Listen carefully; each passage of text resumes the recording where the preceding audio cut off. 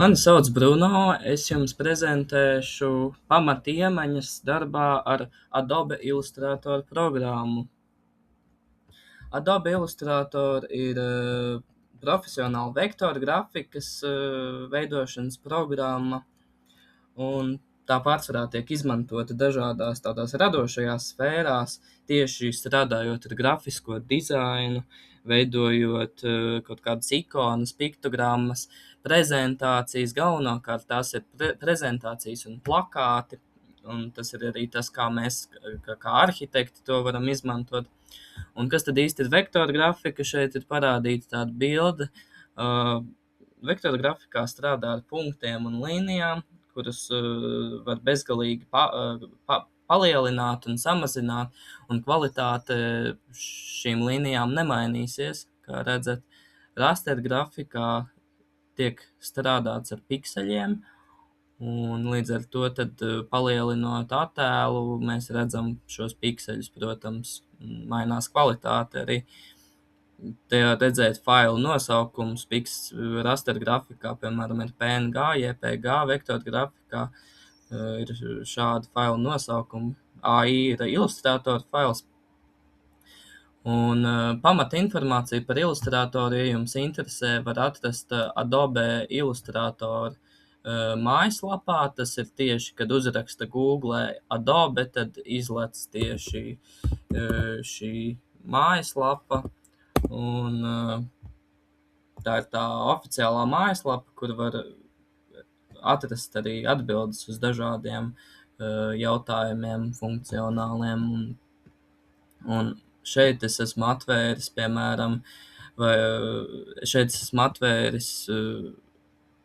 Illustrator on Desktop Technical Requirements, tātad vai jūsu dators būtu saderīgs ar Illustrator programmu, un tad jūs varat izpētīt. Es gan domāju, mūsdienās pārsvarā Illustratoru var izmantot visos datoros, jo Illustratorā parasti netiek strādāts ar tik daudz datiem, kā piemēram Lumion programmā un kaut kādās vizualizāciju programmās. Šeit Illustratorā mēs strādājam ar 2D formātu, tur vektora grafikas failiem, līdz ar to tad tas nenoslogo tik ļoti datoru. Tad vērsim vaļā Illustratoru un skatīsimies, kā to izmantot. Un arhitektūrā, piemēram, Illustratoru var izmantot arī prezentācijās, kā es to daru, kad pārlieku kaut kādus rasējumus, un tad es varu arī mainīt faktūras, bet to mēs vēlāk arī apskatīsim. Tā, šis ir pats sākuma lapa Illustratoram. Šeit jūs varat izvēlēties jau esošus kaut kādus noformējumus, bet mums visticamāk vajag kaut kādu, ja vajag savu formātu, tad to var izveidot šeit pie New Document. Es parasti strādāju ar A2 formātu lapām, tāpēc man te jau ir atzīmēts 594 x 420 mm. Šeit to var izmainīt. Orientāciju lapas arī var šeit mainīt. Te ir artboards, tātad cik lapas jūs vēlaties. Un parasti, ja jūs vēlaties printēt, tad ir ieteicams pie More Settings atzīmēt tieši SMIC Color Mode, jo SMIC ir domāts vairāk printēšanai, tad tās krāsas atbildīs. Ja jūs nevēlaties printēt, tad parasti izvēlās RGB. Tā, es create document, ja jūs vēlaties izveidot, un šī ir tā pamatdarba virsma. Jums varbūt tā var izskatīties savādāk.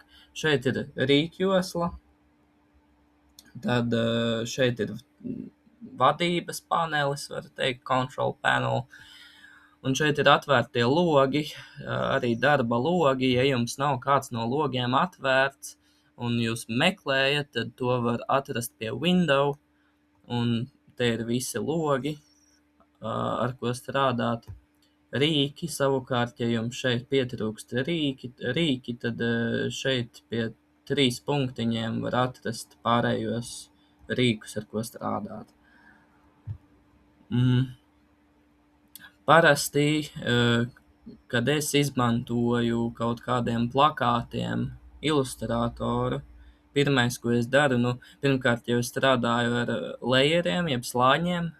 Slāņi ir nepieciešami, ja ir ļoti daudz informācijas un objektu, tad var labāk noorganizēt, kur kas atrodas ar slāņiem, tāpat kā AutoCADā, pārsvarā visur tiek izmantot šie slāņi.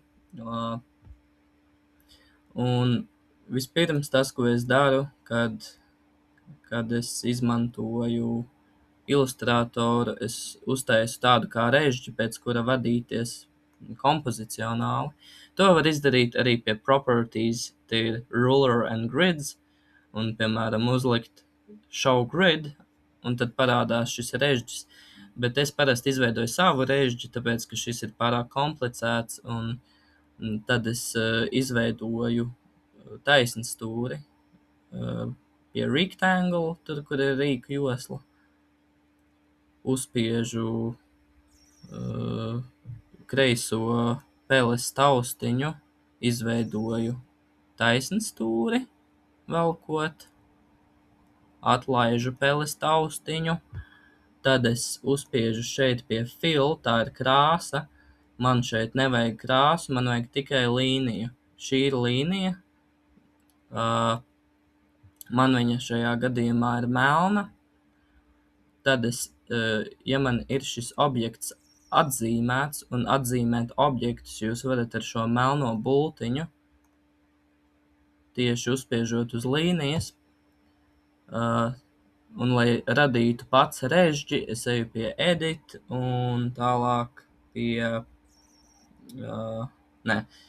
es eju pie object, nevis edit, tad es eju pie path, un tad es eju split into grid, tad tu vari pats sadalīt tā kā jebkuru objektu, ko izveidot, tu vari sadalīt režģī, te ir kolonnas, te ir tā kā horizontālas, un es parasti izvēlos 9 horizontālas, 9 kolonnas, un tad man izveidojās šāds, lūk, režģis.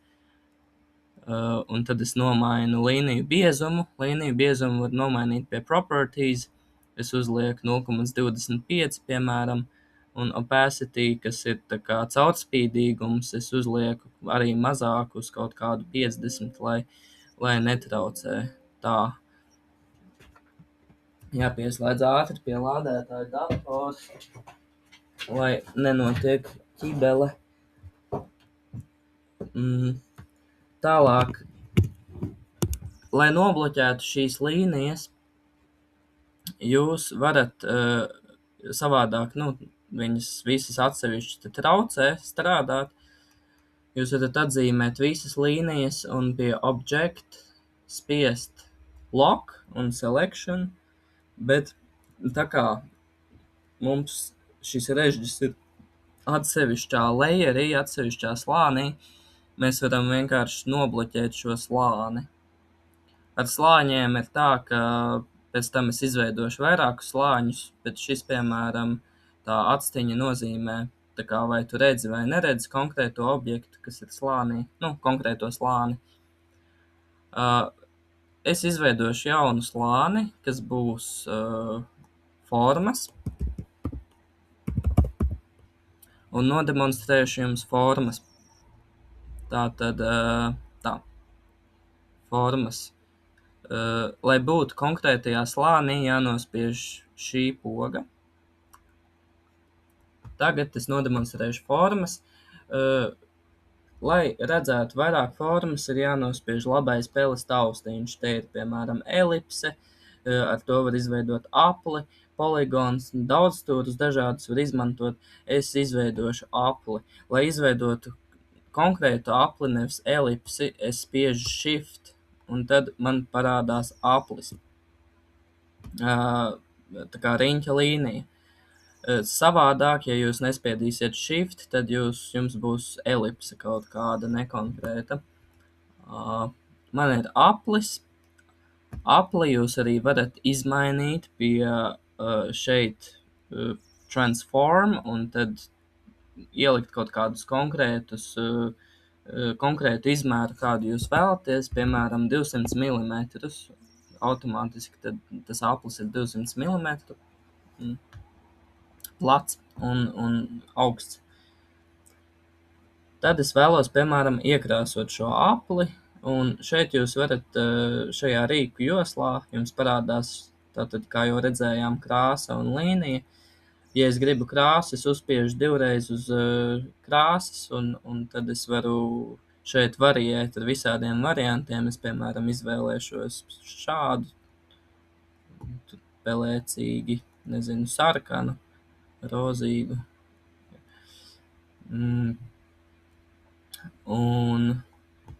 tad automātiski man arī atvērās color loks, kur arī jūs varat variēt ar krāsām.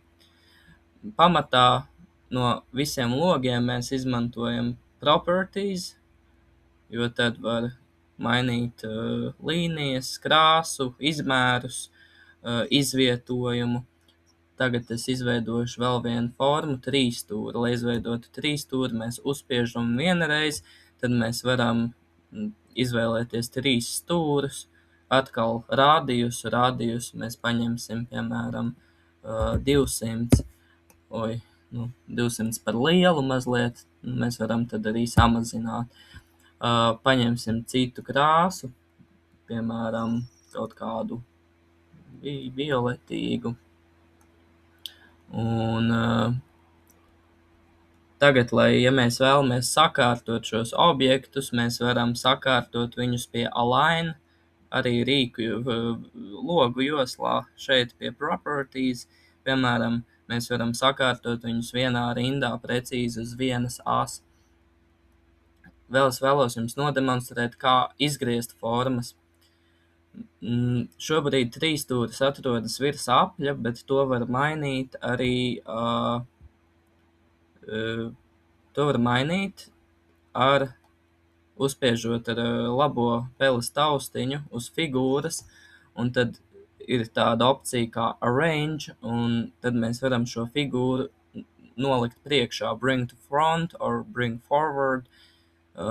Es izvirzīšu viņu priekšā trīsstūrim, samazināšu, un lai izgrieztu šo figūru no trīsstūra, es varu pie properties, redziet, šeit ir Pathfinder, un tad, lai izgrieztu figūru, ir jāspiež tieši šis. Un tad jūs izgriežat no trīsstūra apli. Tālāk, šeit ir balta bultiņa, un šī baltā bultiņa pārsvarā atbild pie korekcijām. Ja jūs vēlaties koriģēt, piemēram, stūrus nopaļot, jūs varat ar baltās bultiņas palīdzību nopaļot figūrai stūrus. Piemēram, šādi, ja parādās rādījus, uzreiz rādījusu var arī šeit augšējā kontrola panelī nomainīt, cik jūs vēlaties. Tad, lūk, man ir tāds trīsstūris.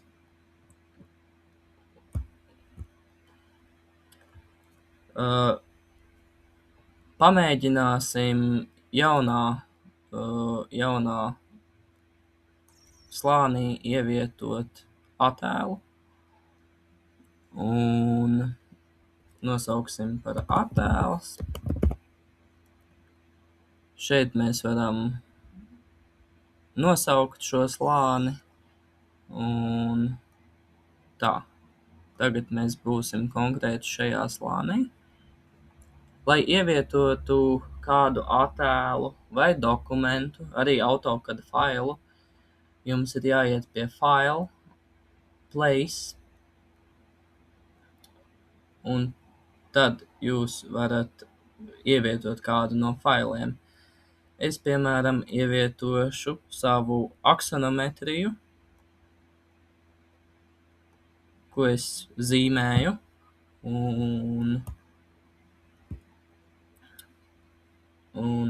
tā. Un šeit prasās, piemēram, šo aksonometriju izgriezt. Izgriezt fonu aksonometrijā, un, protams, vieglāk to ir izdarīt Photoshopā nekā Illustratorā. Illustratorā var izgriezt kaut kādas tīras formas, kā jau es nodemonstrēju ar 3 stūri.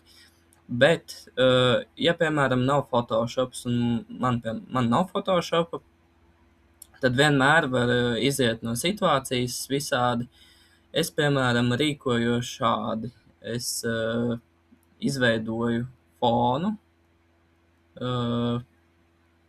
iesim pie pirmā lejera un izveidosim tā, atbloķēsim pirmo lejeru un izveidosim fonu. Fonu es izveidošu arī ar Rectangle tool, un es viņu iekrāsošu, šeit ir pincete, un ar pinceti to arī iekrāsot fonu, kādā krāsā tu vien vēlies arī no bildes skatoties. Un es iekrāsošu aptuveni tādā pašā krāsā, kā ir bildes fons. Tad es viņu novietošu aizmugurē.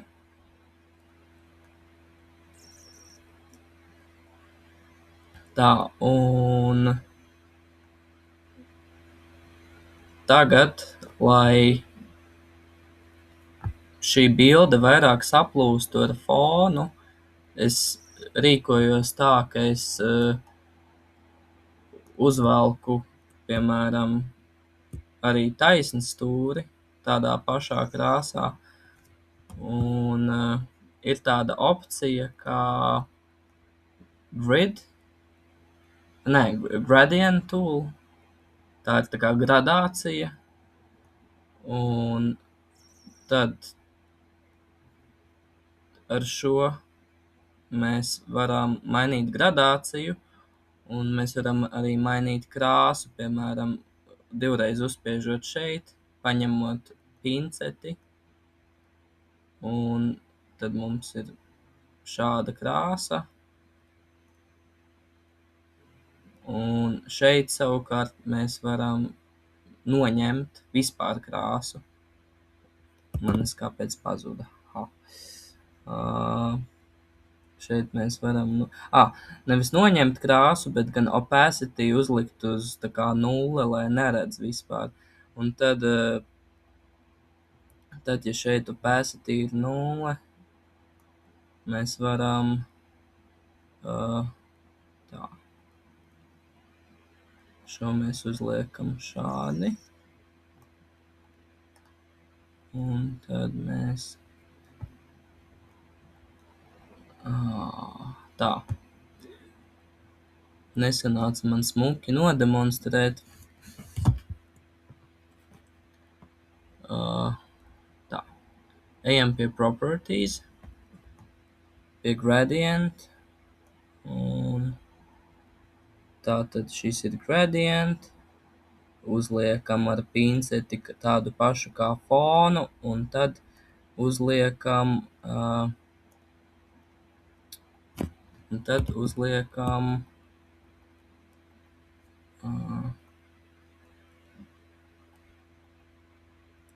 tā tūlīt. Un tad uzliekam caurspīdīgu, un lūk. Un tagad mēs varam smuki tā kā šo attēlu nosegt.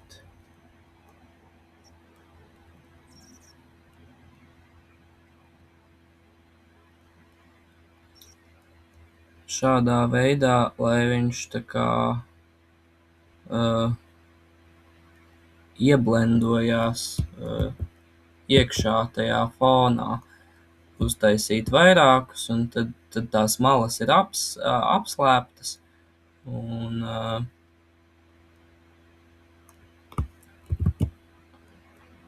šādā veidā var smuki ievietot attēlu. Protams, ja ir iespēja, labāk izgriezt attēlu ar Photoshopā, bet nevienmēr šādas iespējas ir.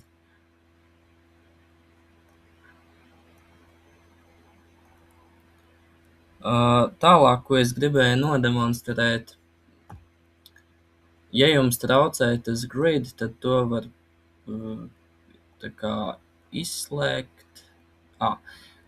Reku es pieļāvu vienu kļūdu. Tātad es saliku vienā slānī grid ar fonu, un tā labāk nedarīt. Tomēr režģim jābūt atsevišķā slānī nekā fonam. Tad es varu pārkopēt atkal fonu un izveidot jaunu slāni fonam. Šis būs fons. Un tā, pārkopēsim fonu jaunā slānī. Lūk, šādi. Tad mēs šo slāni bloķējam un novietojam pašā aizmugurē. Savukārt grid mēs nobloķējam un uzliekam pašā priekšpusē. Un noņemam, vispirms mēs noņemam fonu no grid, ko mēs iepriekš kļūdījāmies. Lūk, tagad mums grid ir pašā priekšpusē un fons ir tur, kur fonam jābūt.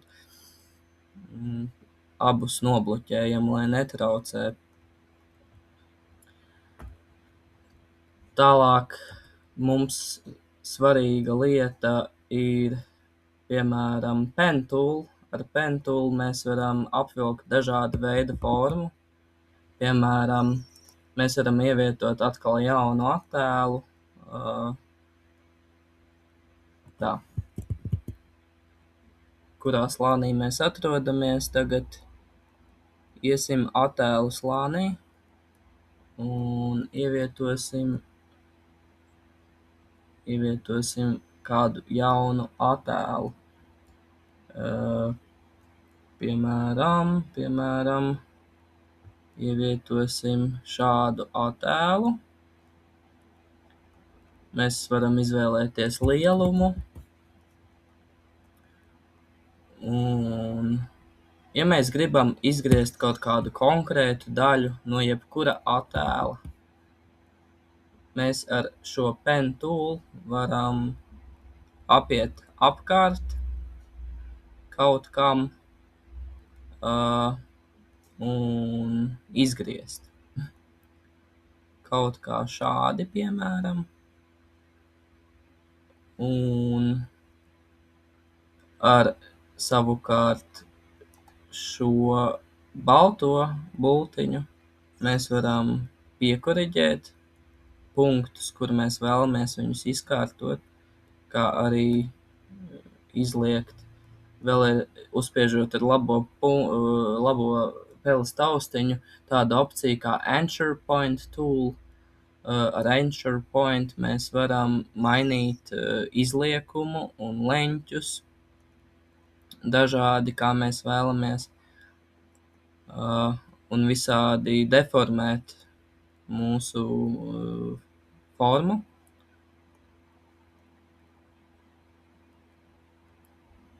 Tad, ja mēs gribam, tagad traucē man šī bilde, ja mēs gribam viņu nobloķēt, tad atkal mēs spiežam Ctrl+2.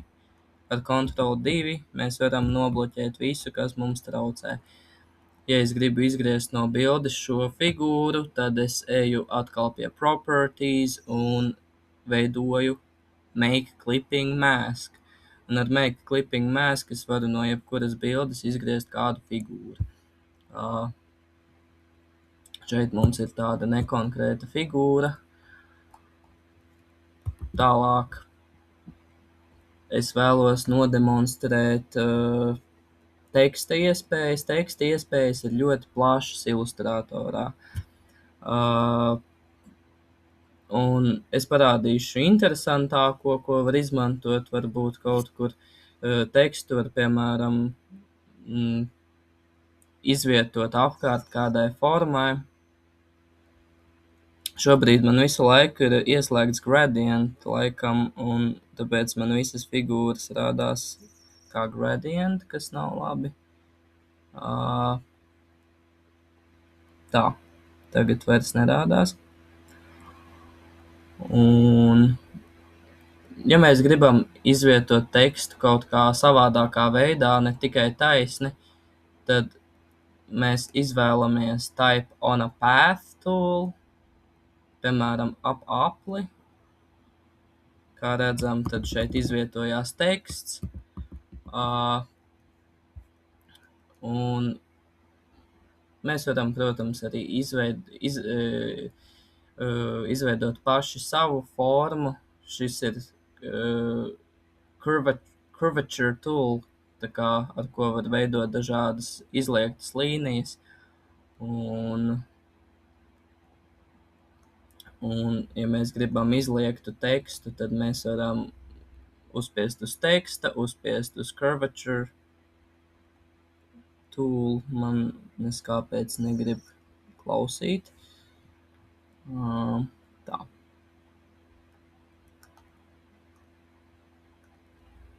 Tagad klausa. Kaut kā tā, piemēram. Kaut kur es pieņemu, ka vizualizācijās un plakātos beigās tas var noderēt iespējams, varbūt arī nevar. Ja vēlaties tekstu, normālu tekstu, tad var uzvilkt tādu kā teksta kasti, spiežot kreiso taustiņu, un tad šeit ir teksts jau kaut kāds. To mēs dzēšam ārā un uzrakstam kaut kādu savu tekstu. Pie properties var mainīt teksta izmēru, šeit var mainīt fontu. Pie properties ir visi teksta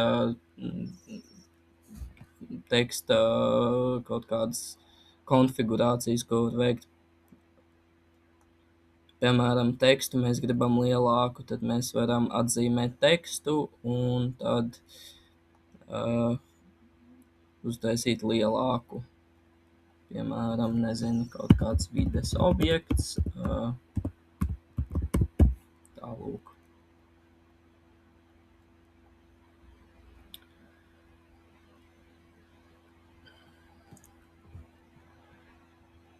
Tad viena no tādām svarīgākajām lietām, ko es gribēju parādīt mums kā arhitektiem, kā es arī izmantoju Illustratoru, ir ievietot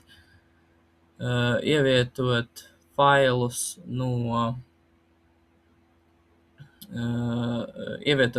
no AutoCAD, piemēram, DVG failu. Tad mēs spiežam place, un šeit man, piemēram, ir AutoCAD fails DVG. Tiesa, šis fails ir diezgan tāds apjomīgs, bet tā. Tad mēs spiežam ievietot, un jāpagaida kāds laiciņš, un tam failam vajadzētu tikt ievietotam Illustrator vidē. Priekšrocība ir tāda, ka jūs varat pēc tam arī mainīt Illustratora AutoCAD failu un rediģēt un pamainīt, piemēram, tekstūras, krāsas šeit dažādas pielikt klāt, tekstu pielikt klāt. Īsāk sakot, gala prezentācijā, kad jūs taisat gala prezentācijas, tad jūs to savu rasējumu AutoCAD-ā varat papildināt Illustratorā un pasniegt kaut kā vizuāli pievilcīgāk un skaistāk. Man neskāpēc šis fails nevarās vaļā, iespējams pārāk liels, tāpēc man ilgi lādējās dators.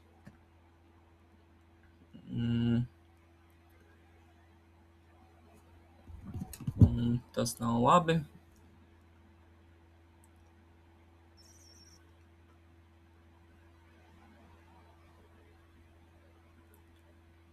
Arhitektiem Illustrators arī varētu noderēt kaut kādu datu vizualizēšanā, piemēram, ja jums jātaisa kaut kādas diagrammas, tad tas arī noder diagrammām labi. Tā, lūk, šeit man ir rasējums, daudz datus aizņem, tāpēc arī ilustrators palika lēnāks, kā redzat. Ievietosim šeit rasējumu. Kā redzat, ļoti lēni strādā, tas, protams, nav labi. Ievietosim viņu šeit kaut kur.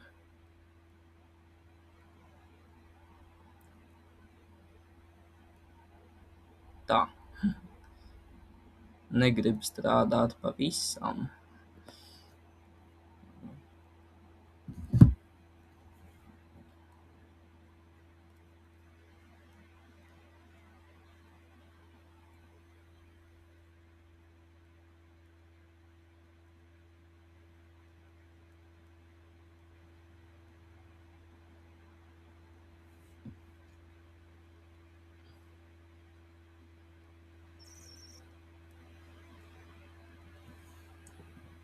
Man ilustrators ir noderējis arī veidojot kaut kādas stilizētas, veidojot stilizētas kaut kādas lietas, kā piemēram topogrāfiskās kartes, tad arī var izmantot dažādus šos